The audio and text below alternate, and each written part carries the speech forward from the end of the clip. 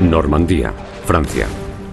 Un mes después del día D, un regimiento canadiense se enfrenta a una infame unidad Panzer de las SS, a la que acusan de horribles crímenes de guerra.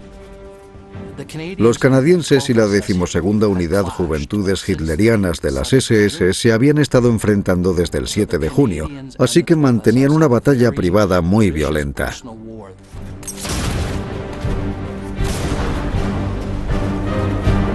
Para los alemanes esto hacía que alcanzar un acuerdo fuera imposible. Había dos opciones, victoria o muerte.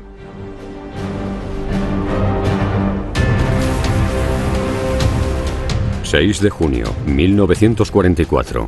Las fuerzas aliadas desembarcaron finalmente en Normandía para abrir el frente occidental.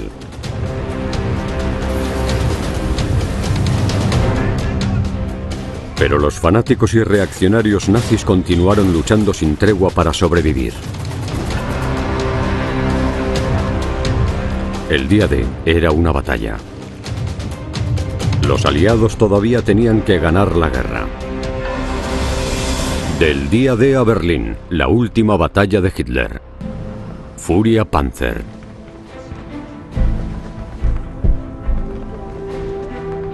...8 de julio 1944, afueras de Caen, en Francia. Los canadienses de la Reserva de Infantería Regina Rifles se preparan para ayudar a liberar la ciudad francesa. Exploraron cómo avanzar hasta su objetivo en la zona noroeste. Y no les gustó lo que vieron. Era muy llano, había pocos lugares para ocultarse. El coronel lugarteniente Foster Mattenson trajo a los comandantes de su compañía, el comandante en funciones Gordon Brown, el comandante Eric Syme y el comandante Stuart Tabb, para encontrar la mejor manera de avanzar. Iban conduciendo los camiones modelo Universal Carrier y se acabaron perdiendo. El conductor se equivocó y se encontraron en mitad de una lucha. Los Regina Rifles fueron atacados rápidamente.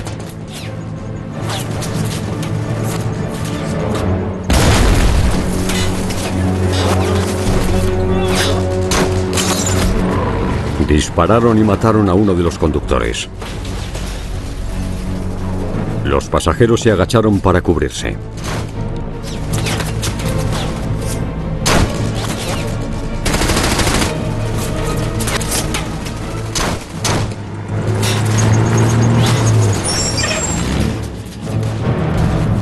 Mientras la batalla continuaba a su alrededor, los vehículos intentaron dar marcha atrás.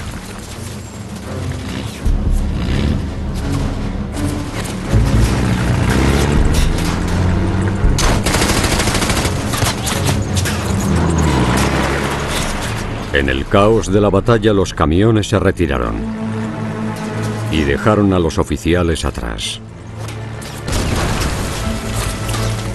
Acabó siendo otro impedimento en la lucha por Caen. A solo 20 kilómetros de la costa, las fuerzas aliadas habían planeado tomar la ciudad del día D. Pero más de un mes después, el objetivo demostró ser mucho más escurridizo de lo que pensaban. Ambos lados entendían que la toma de Caen era crucial para continuar por el resto del país, que si podían tomar Caen, podían entrar en el resto de Francia.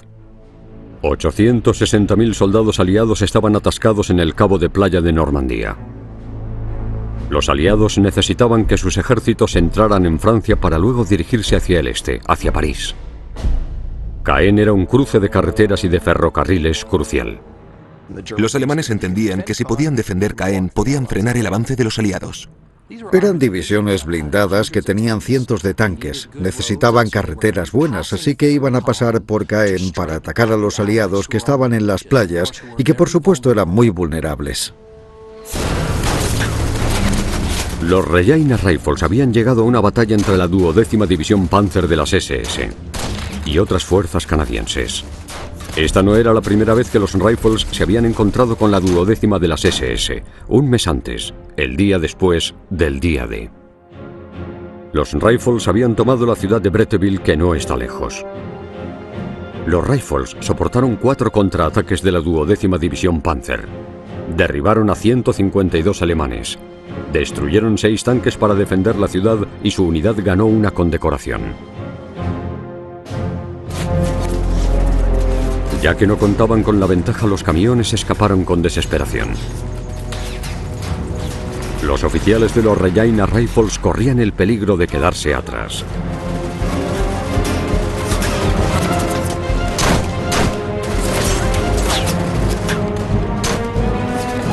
Se subieron a la parte trasera de un vehículo que para su sorpresa estaba cargado de explosivos.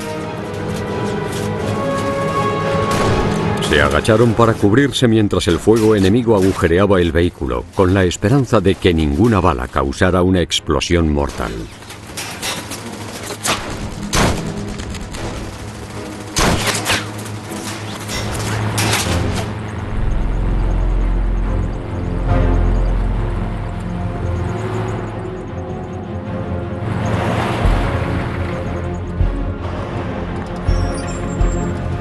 Tras abandonar el lugar de la batalla, los oficiales se colocaron en sus posiciones para el reconocimiento en el pueblo cercano de Oti. Unas horas antes, el general Montgomery había iniciado la operación Charmwood, el segundo intento del ejército británico de tomar Caen.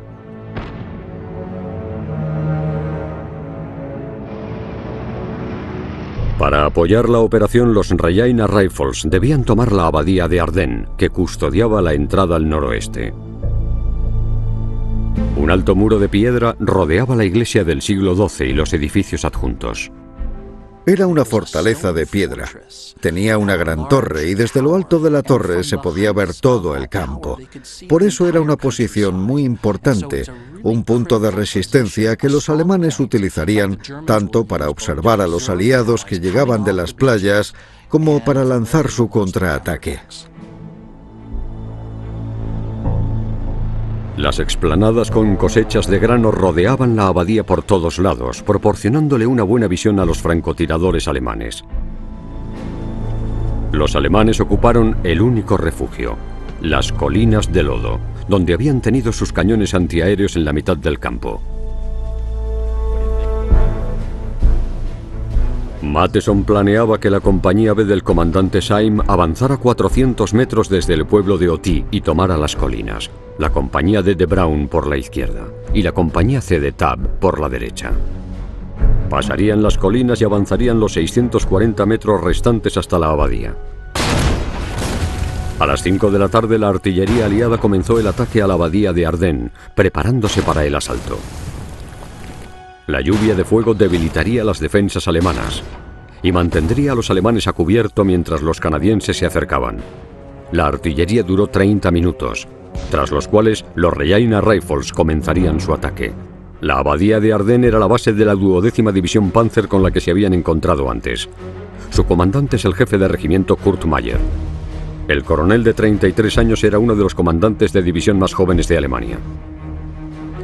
Kurt Meyer era un oficial muy valiente, pero al mismo tiempo también era muy despiadado.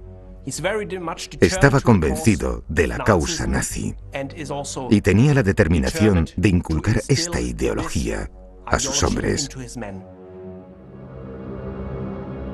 La división Panzer de Meyer estaba compuesta de antiguos miembros de las juventudes hitlerianas. El infame grupo para jóvenes nazis crió a una generación de niños alemanes para que creyeran en la superioridad aria.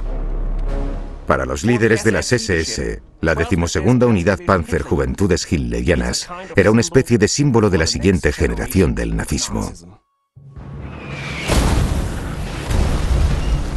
La división Panzer de Meyer soportó el tiroteo tras los muros de la abadía.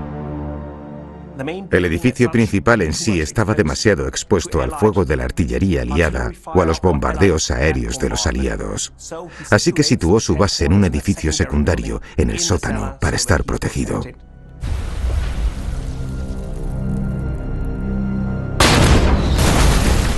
Mientras la lluvia de fuego aliada continuaba sobre la abadía, Brown y los demás Regina Rifles intentaron acercarse al campo desde el cual debían atacar, pero resultaba difícil. Los Regina Rifles estaban atrapados porque el pueblo de Oti no había sido liberado, por lo que los alemanes también podían atacar para presionar a los Rifles. Los alemanes también abrieron fuego para contraatacar.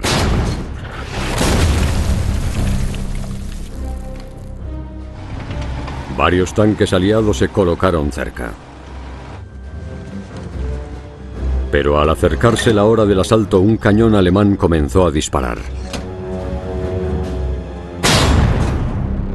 Este cañón de 88 milímetros era la pieza de artillería más efectiva del arsenal nazi y los tanques aliados la temían. En combate terrestre tenían un alcance de casi 15.000 metros y con un equipo bien formado manejándolo podía disparar una ronda cada 3 segundos.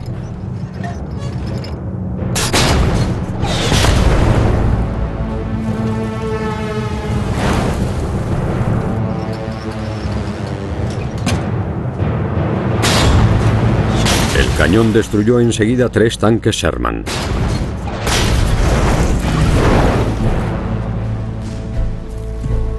Mientras los soldados de su interior escapaban, fueron atacados por las ametralladoras alemanas desde la colina cercana. Para evitar quedar expuestos a la artillería alemana, los tanques que quedaban se retiraron. A menudo nos imaginamos la lucha en Normandía como asaltos con tanques y ataques al enemigo muy rápidos, pero en realidad eran ataques con armas combinadas, y si los tanques se alejaban demasiado de la infantería, los cañones antitanques, que en este momento de la guerra eran muy efectivos, los podían derribar fácilmente.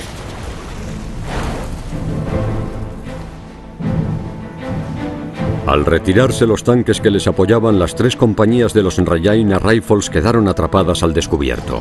El ataque alemán continuaba.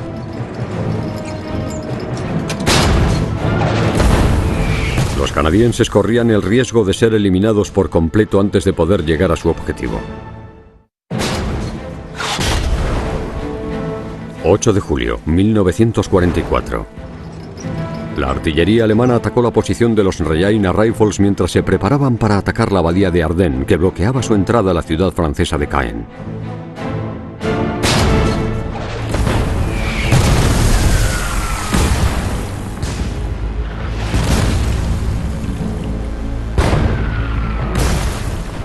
Otras unidades canadienses llamaron a los Regina Rifles Jones Rurales, porque procedían de una zona campestre de Canadá. Obviamente lo de los Jones rurales lo decían para burlarse, pero lo de Jones les hizo gracia. Quitaron la parte de rurales y lo adoptaron con orgullo. Atrapados por el fuego enemigo, el momento de que los Jones atacaran la abadía pasó y perdieron la oportunidad. Debido al caos y a la confusión, las unidades llegaron tarde al frente. Y de hecho, la mayor parte de las 3 compañías de los Regina llegaron cuando ya había comenzado el ataque.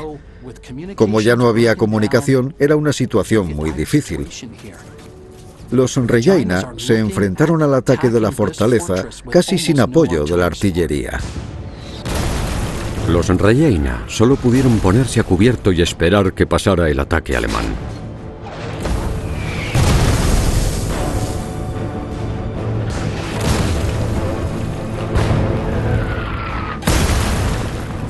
Cuando terminó, el comandante Gordon Brown y los otros oficiales se apresuraron para organizar a sus hombres.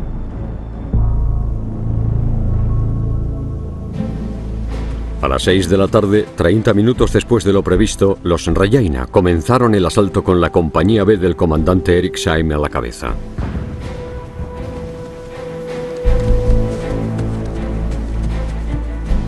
Los alemanes habían aprovechado el tiempo.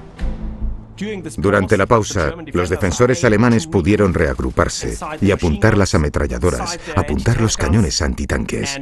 Y eso es el peor escenario para cualquier ejército.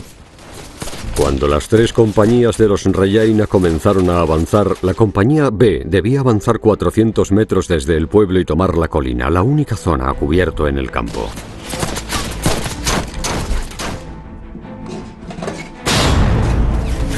Las fuerzas alemanas abrieron fuego sobre ellos desde todas las direcciones.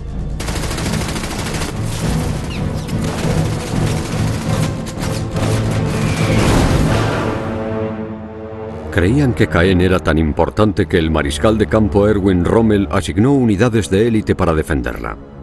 Rommel supervisó la defensa de Normandía y había invertido mucho en la muralla del Atlántico. Era una serie de búnkeres, fortificaciones, posiciones defensivas por las costas de Francia, Bélgica, los Países Bajos, Dinamarca y Noruega. Se supone que iba a prevenir una invasión aliada. Según su experiencia con los aliados en el norte de África, Rommel sabía que los tanques alemanes eran vulnerables a la superioridad aérea aliada. Rommel pensaba que había que derrotar a los aliados en las playas durante las primeras horas de las invasiones. Como los alemanes no lo consiguieron el día D, la lucha se hizo más desesperada. Los alemanes seguían determinados a luchar, porque pensaban que si los aliados ganaban la guerra, el pueblo alemán sería aniquilado. Esto era especialmente cierto en los líderes militares alemanes como Kurt Meyer, comandante de la 12ª División Panzer que había tomado la abadía. Creían que la guerra debían lucharla de la manera más feroz, porque era una lucha por su supervivencia. Meyer ya se había encontrado antes con unidades canadienses. Los canadienses y la 12ª Juventudes Hitlerianas de las SS se habían enfrentado desde el 7 de junio y hubo batallas muy feroces por todo el frente.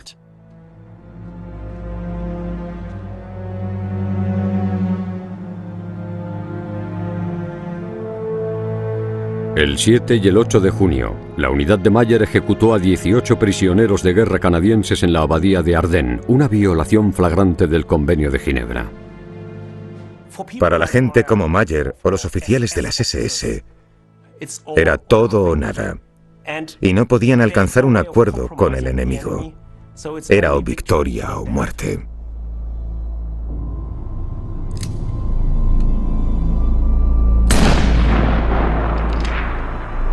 Entonces, la 12ª Juventudes Hitlerianas de las SS creyó que si eran capturados o si se rendían ante los canadienses serían ejecutados en represalia. Así que los canadienses y la 12ª de las SS mantuvieron una batalla privada muy violenta.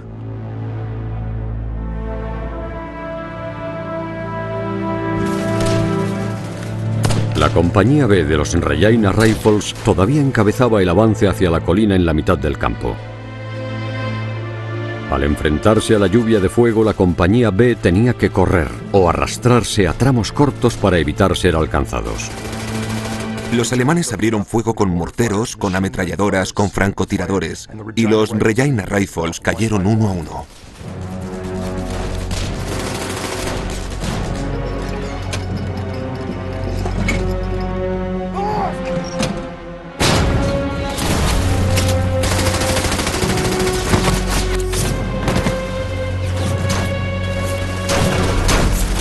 Mientras avanzaban poco a poco, la compañía sufrió grandes pérdidas. No hay una forma fácil de eliminar una ametralladora. Las ametralladoras disparan 500 balas por minuto, con forma de arco. Tienes que sacrificar soldados para neutralizarla.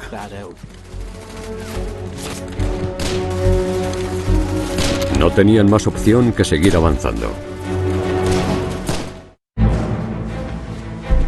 3 compañías de los Regina Rifles comenzaron el asalto contra la abadía de Ardennes.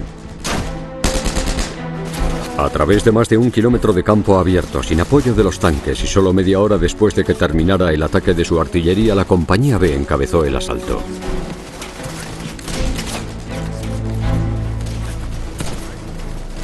La compañía B avanzó lentamente e iban cubriéndose con lo que podían. Pero no tenían muchas opciones, por lo que tenían que ir agachados. Tenían que permanecer en el suelo. Tenían que intentar quedarse donde no les vieran los francotiradores alemanes. Así que fue un proceso muy lento y que causó muchas bajas porque cada vez que se levantaban, les disparaban. Las bajas seguían aumentando y las semanas de esfuerzo también se cobraron su peaje. Estaban muy debilitados en aquel momento. Habían perdido muchos soldados en batalla durante el primer mes en Normandía.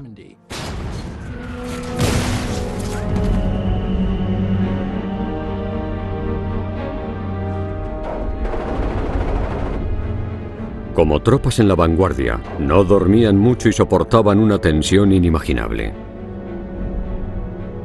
No cabe duda de que la falta de sueño y el enfrentamiento continuo con el enemigo, combinados, agotarían a cualquiera. Habían sido 4 semanas de combate constante. A medida que luchaban contra el enemigo alemán, a medida que se acercaban a la abadía, se iban desmoronando. Algunos estaban en estado catatónico y no podían ni moverse.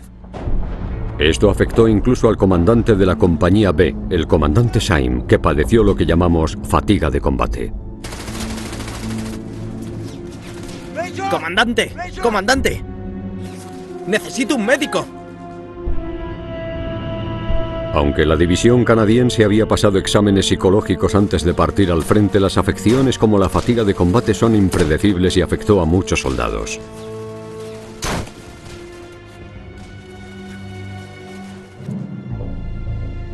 A finales de julio de 1944, la fatiga de combate comprendía un 25% de todas las heridas no mortales de los aliados. Tras el día D, grupos de los ejércitos británicos y canadienses establecieron centros en primera línea de combate para tratar la fatiga. El tratamiento era sencillo: tranquilizantes y sueño. Querían tratarlos rápidamente de manera efectiva porque querían que regresaran al frente.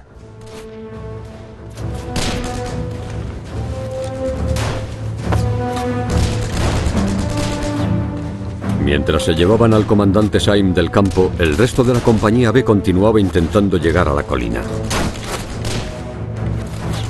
Mientras avanzaban esos duros metros, los francotiradores les disparaban, los artilleros con ametralladoras Bren les disparaban con más rapidez.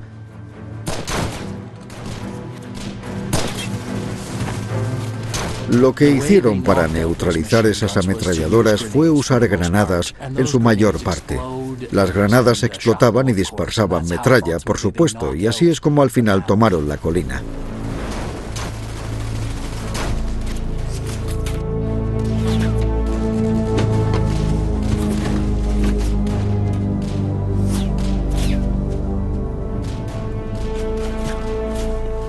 Los alemanes se vieron obligados a retirarse a la abadía.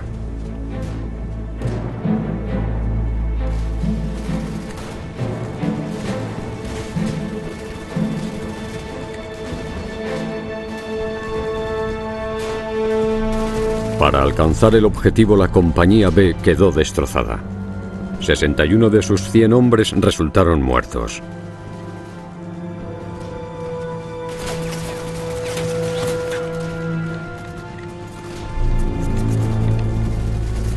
Cuando los canadienses tomaron el control de la colina, finalmente la compañía C y la D continuaron avanzando y pasaron a través de lo que quedaba de la compañía D.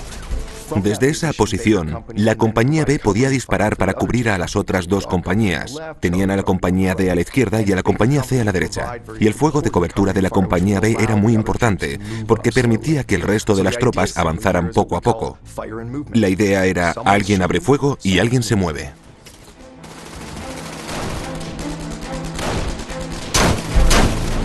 Para evitar que sus hombres corrieran el mismo destino que la compañía B, el comandante Tapp de la compañía C ordenó que se lanzaran morteros altamente explosivos contra el complejo de la abadía. Esperaba que la distracción proporcionara a sus hombres la cobertura que tanto necesitaban. Pero le informaron de que los Rajaina no tenían morteros altamente explosivos disponibles y en su lugar le ofrecieron humo.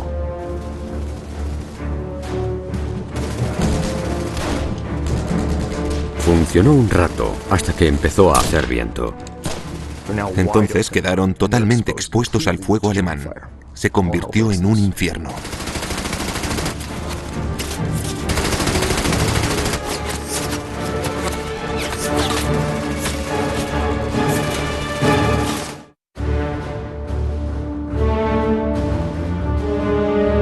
Mientras avanzaban bajo fuego enemigo, las compañías C y D de los Regina Rifles canadienses debían atacar la abadía de Ardennes a través de 640 metros de campo abierto.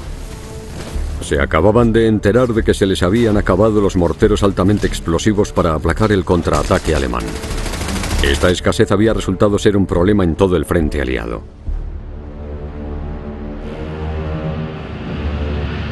Tres semanas antes, una gran tormenta azotó la costa de Normandía.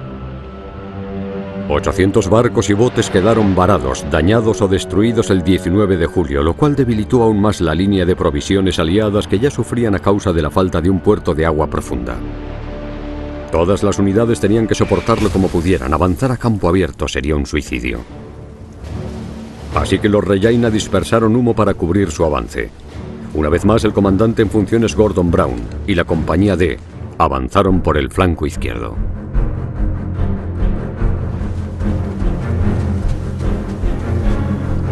Pero cuando los hombres estaban todavía a 460 metros de la abadía, el viento disipó el humo.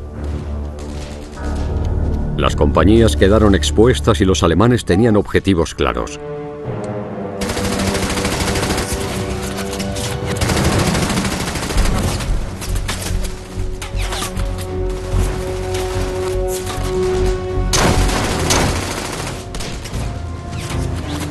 En medio del caos, el 13º pelotón de la compañía C se metió en un campo de minas.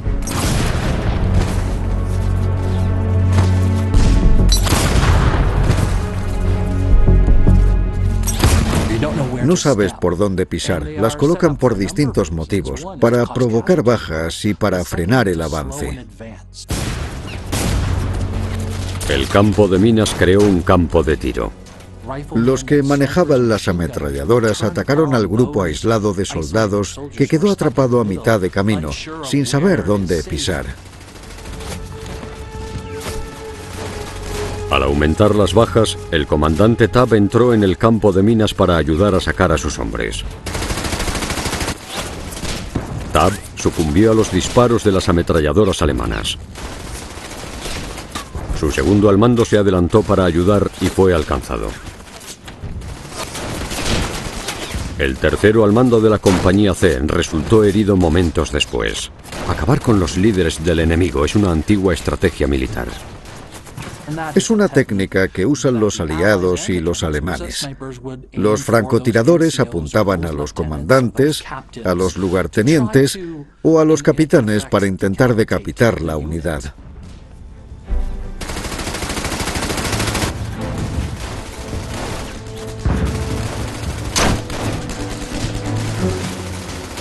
Sin líderes, la compañía C se retiró a la colina. Habían perdido a 85 hombres de 106. El objetivo oficial del general Bernard Montgomery en Caen era atraer a las tropas alemanas para matar, herir o capturar a tantos como fuera posible. Una guerra de desgaste, pero la campaña para capturar Caen resultó costosa para todos los implicados. Los bombardeos aliados para apoyar la operación Charmwood comenzaron la noche anterior, el 7 de julio. Más de 460 aviones dejaron caer 6.000 bombas en la ciudad. Aunque el bombardeo mejoró la moral de los soldados aliados, el impacto estratégico en las tropas alemanas fue mínimo. Los escombros resultantes obstaculizaron el avance de los aliados y la retirada de los alemanes. También tuvo un impacto entre la población civil de Francia, porque murieron civiles franceses y esto influyó de forma negativa en la visión de la población francesa de los aliados.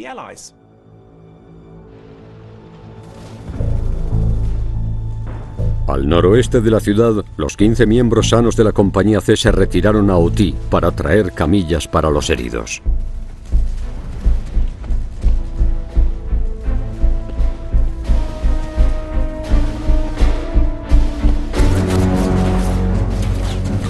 Casi 3 horas después de comenzar el ataque a la abadía de Ardennes, la compañía D de Gordon Brown era la única de los Regina Rifles que seguía luchando.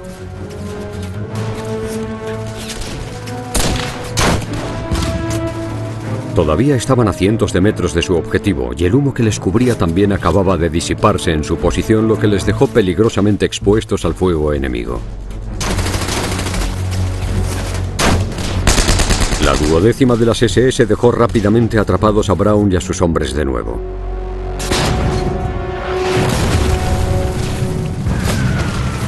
Varios de los Regina resultaron heridos.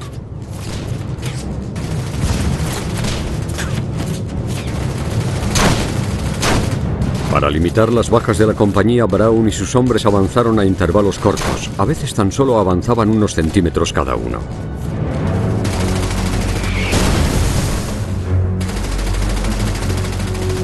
Las tropas alemanas en la abadía tenían el arma ideal para evitar que Brown alcanzara su objetivo. La MG-42 es probablemente la mejor ametralladora de la Segunda Guerra Mundial. A 1200 disparos por minuto su velocidad superaba a la de las ametralladoras aliadas más parecidas. Ligera, fiable y fácil de utilizar, las MG-42 tenían un alcance de casi 1 kilómetro.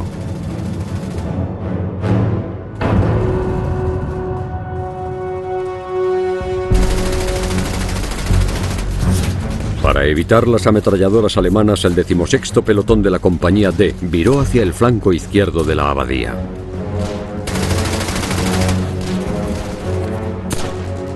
El resto de los Regina Rifles continuaba el asalto al frente. Pero a las 9 en punto, un mensajero informó al comandante en funciones Gordon Brown que el 16º pelotón había desaparecido.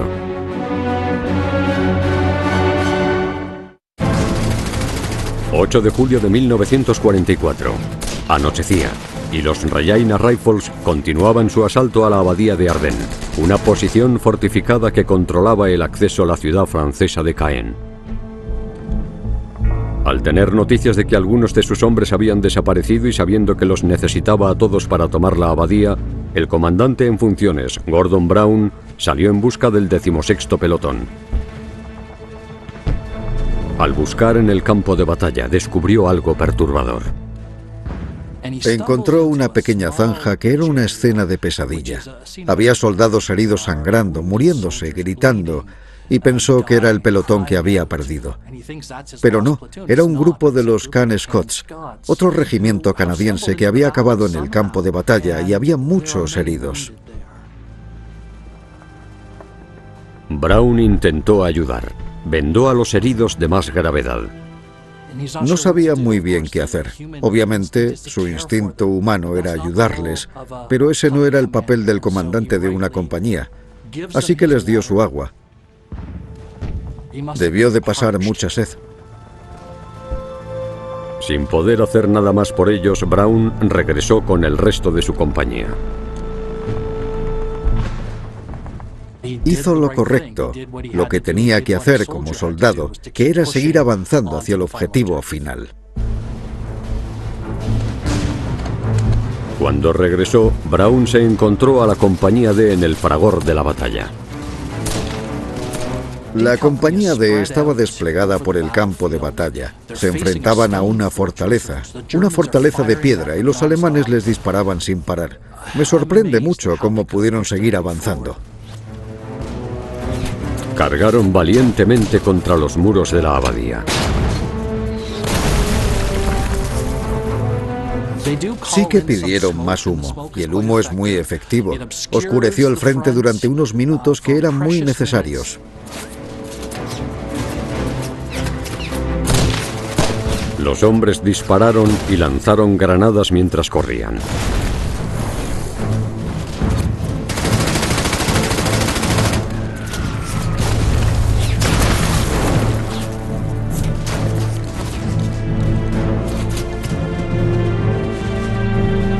Su valentía obtuvo recompensa. A las 10 de la noche en punto, la compañía D llegó a los muros de la abadía. Como los Regina Rifles se acercaban y el coronel Kurt Meyer había planeado proteger sus fuerzas para el combate, pidió permiso para retirarse. Y le contestaron que no, no hay retirada.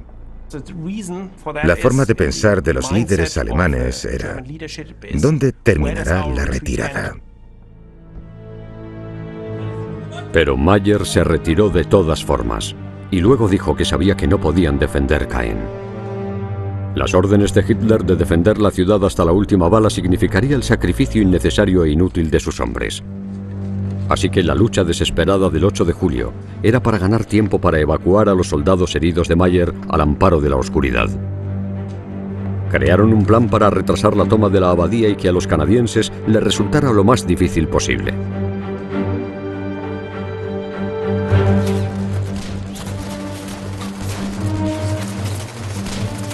Los Regina Rifles se encontraron con los soldados alemanes que quedaron para cubrir la retirada.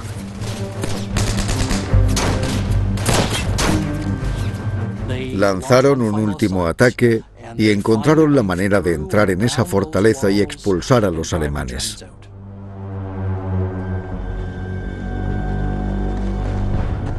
Algunos canadienses empezaron a avanzar hacia el patio de la abadía. El capitán Brown ordenó a los soldados que se atrincheraran fuera de los muros. Llevaban un mes luchando contra los alemanes y Brown sabía que todavía no estaban a salvo. Los alemanes habrían dejado preparadas sus armas. Una de las ventajas de ocupar una posición cuando estás defendiendo es que la tienes perfectamente localizada en el mapa y tu artillería sabe perfectamente dónde atacarla. Al enterarse de que las tropas aliadas habían llegado a los muros, Mayer ordenó a su artillería que hiciera caer una lluvia de fuego contra la abadía. Las astutas órdenes de Brown impidieron que hubiera más bajas entre sus hombres, pero todavía tenían que acabar de cumplir su objetivo, de ocupar la abadía en sí.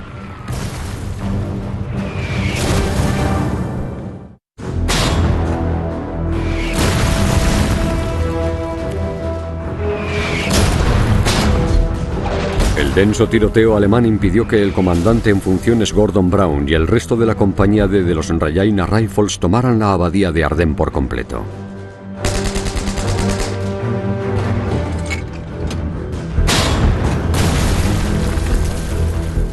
Mientras los hombres soportaban la lluvia de fuego, el pelotón perdido por fin reapareció. En su ausencia, el 16º pelotón había estado ocupado. El 16º pelotón consiguió algo bastante extraordinario.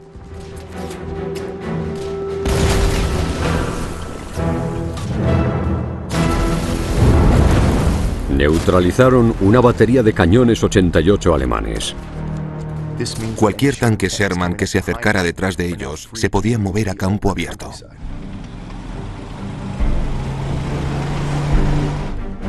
La reaparición del pelotón aumentó el número de efectivos de la compañía a 70 soldados, pero Brown sabía que necesitaba más hombres y quería tomar y ocupar la abadía. Llevaban 5 horas y media luchando. Habían perdido a unos 200 soldados entre muertos y heridos.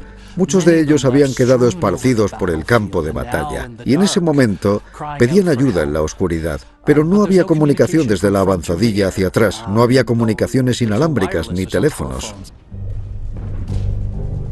Brown y un teniente regresaron al pueblo de Oti a pie para pedir refuerzos y para informar a la base de su progreso.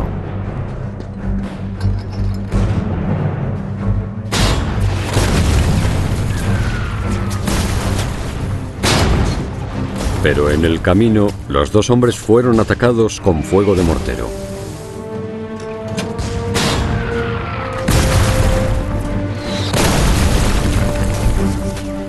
Soportaron las 80 rondas de disparos.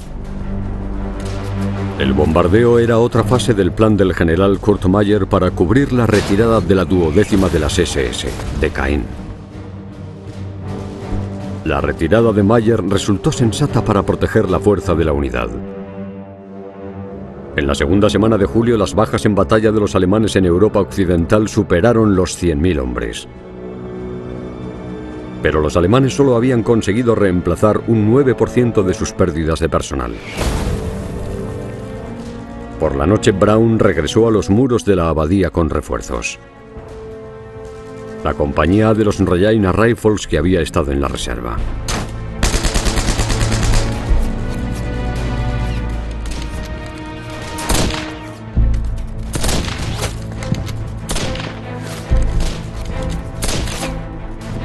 En la madrugada del 9 de julio cesó el fuego alemán.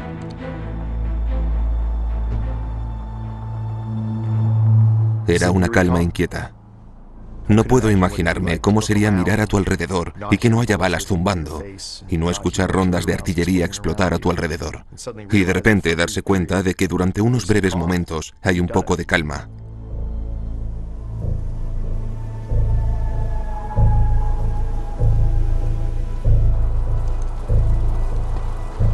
Al amanecer, las compañías A y D de los Regina Rifles entraron con precaución al patio. Así que cuando Mayer se retiró, intentó retrasar el avance del enemigo dejando francotiradores. Esto les dio tiempo a sus tropas para retirarse de forma ordenada. Con francotiradores y trampas, el enemigo no se siente a salvo. No sabe dónde está el enemigo, de dónde viene, así que tiene que ir con mucho cuidado al avanzar. Hasta media tarde estuvieron neutralizando a los francotiradores alemanes de la abadía.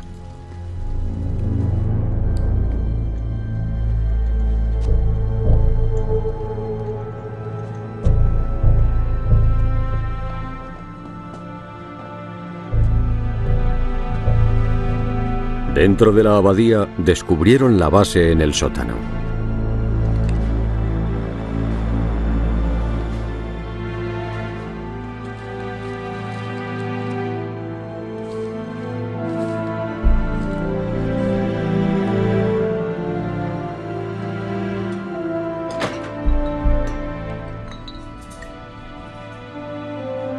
El capitán Brown estaba más que agotado.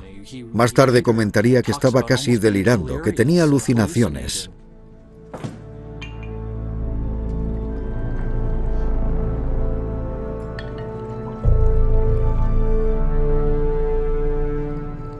Gordon Brown, agotado, se tomó una copa.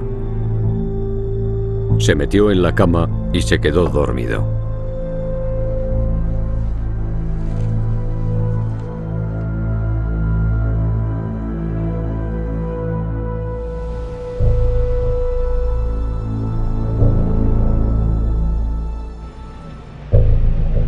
Los aliados tomaron la parte oeste de Caen sobre el río Orne la tarde del 9 de julio. Durante la operación Charwood, los Regina Rifles sufrieron 216 bajas que incluyen la muerte de 36 hombres. En cuanto a las bajas ese día, un 50% de los soldados en combate murieron, resultaron heridos o fueron tomados como prisioneros.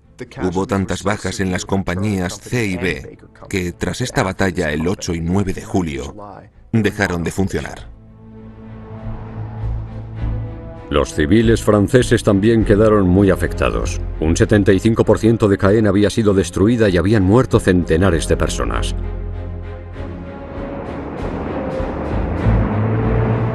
Tras la guerra, el coronel Kurt Mayer fue a juicio por crímenes de guerra, debido a su papel en la ejecución de los prisioneros de guerra canadienses en la abadía de Ardennes. Mayer fue sentenciado a muerte, aunque luego se conmutó la sentencia a cadena perpetua. Cumplió 9 años de la condena antes de que lo liberaran. Los dos comandantes de las compañías canadienses, Stuart Tabb y Eric Syme, se recuperaron y sobrevivieron a la guerra. El comandante Tabb fue condecorado con la Orden del Servicio Distinguido por su liderazgo y aplomo ante el fuego enemigo. Gordon Brown continuó sirviendo durante la guerra y fue condecorado con la Orden del Servicio Distinguido por su valentía personal y devoción al deber.